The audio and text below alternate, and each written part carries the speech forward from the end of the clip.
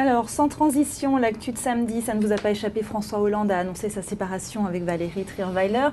On va parler du statut de la Première Dame. Est-ce que pour vous, il faut un cabinet et du personnel pour le conjoint du président ou de la présidente à l'avenir? C'est très compliqué. On sait, par principe non, je dirais, puisque ça, manifestement ça ne marche pas. Et pour autant, on sait combien la Première Dame, jusque-là, était réceptrice de milliers de messages de nos compatriotes avec une nécessité d'y répondre.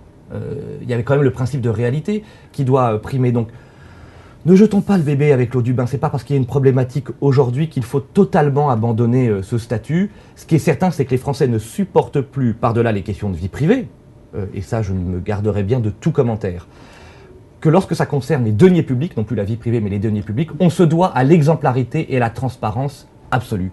Et c'est vrai que de jour après jour, un cabinet, un chauffeur, des gardes du corps, un repos à la lanterne, ça devient très compliqué pour des Français à qui on demande extrêmement d'efforts et qui demandent à juste titre l'exemplarité du monde politique. D'une manière générale, est-ce qu'un conjoint ou une conjointe doit vivre et travailler à l'Élysée?